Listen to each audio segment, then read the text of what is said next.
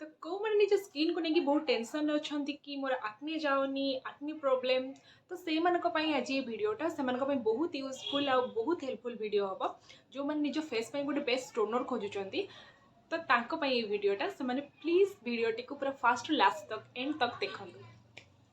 तो आज मुझे रिव्यू करने को Alps goodness T tree oil salicylic acid Apple cider vinegar toner जोटा कि एक्ने प्रोन स्किन पाई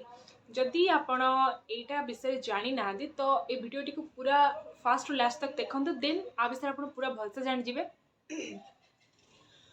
तो ऑयली स्किन वाला जो मानकर बहुत प्रोब्लेम कि फेस बार बार ऑयली हो जाऊँगी बहुत चिपचिपा लगुच से बहुत सारा पिंपल्स होची तो से गोटे बहुत भल कम करे जोटा कि आपको tea tree salicylic acid Apple cider vinegar तीनटा जाक आम फेस को ड्राई कर हेल्प करे।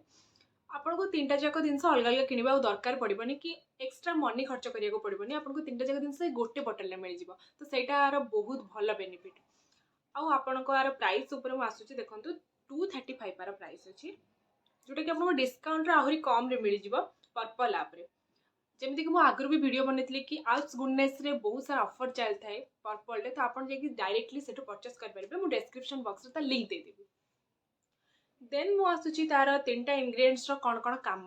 जमीक कि टी ट्री ऑयल आप जानते टी ट्री ऑयल गोटे एसेंशियल ऑयल जोटा कि आपको फेस को पिंपल्स को ड्राई कर दिए आउ पिंपल्स रिमूव करे तो ता कम किसी helps fight acne causing bacteria जो बैक्टीरिया आमर एक्ने करुच्ची ताको रिमूव करिवारे टी ट्री ऑयल ये बहुत भल काम करे। देन देजी salicylic acid gently exfoliates and unclogs पोर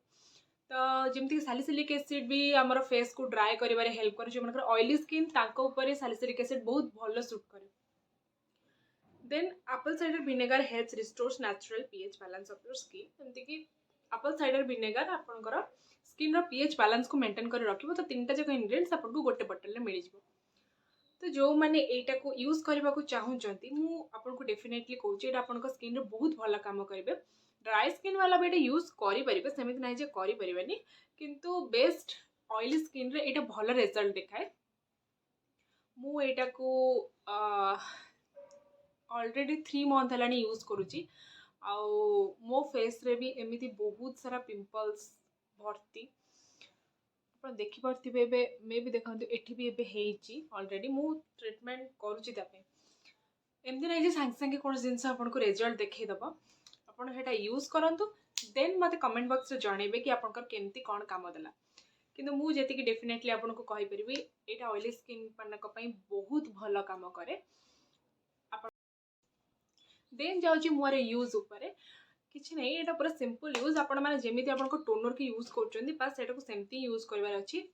आपको राति या दिन में आप दी बेला भी ये यूज करेंगे जदि आप दिन में भी यूज कर नॉर्मल वाटर रे या आप फेस वाश रे भल से मुँह को वाश कर दिंतु देन आपको कौन कर स्प्रे बोतल आपको टिके दूर को लेकिन 3-4 थर स्प्रे करार अच्छी बस स्प्रे करदे देन आपको टैप टैप टैप टैप करार अच्छी।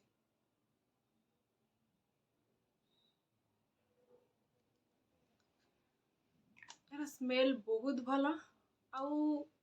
एक्चुअली यार जो टेस्ट टी पिता लगे एक्चुअली मोर ओठ पाखे पड़ जाए तो मुझे टेस्ट कर दीजिए कि आपण मैंने सेमती करेंगे। देन तार आप जानते जमीक कि पिता लगे आम फेस रे एक्ने भल माने पिताटा भल एक्ने कंट्रोल करे तो यहाँ पूरा पिता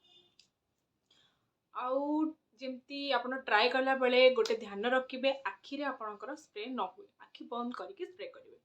आपटा 2 टाइम यूज करेंगे दिन यूज करेंगे रात भी यूज करेंगे किंतु भल से फेस को वाश करूँ तापर आप टोनर को यूज कलापर आपणकर सेरम मॉइस्चराइजर जहाँ जहाँ आप यूज करूँ तो देखिपे मो फेस रे गोटे बहुत भल नेचुरल ग्लो आसला आउ मो पिंपल्स मु ऑनेस्टली कहूँ मो पिंपल्स एते परिमाण थिला किंतु एटा यूज कला परे मु कहूनी जे मोर पूरा कमी जाइए किंतु डेफिनेटली मोर 10 to 20% कमी। तो यहाँ मोर ऑनेस्ट रिव्यू जदि आपण मानकू एटा पसंद आपण जदि माने चाहूचंदी यूज करबा को then purple app to purchase करंतु और निश्चिंत यूज करंतु।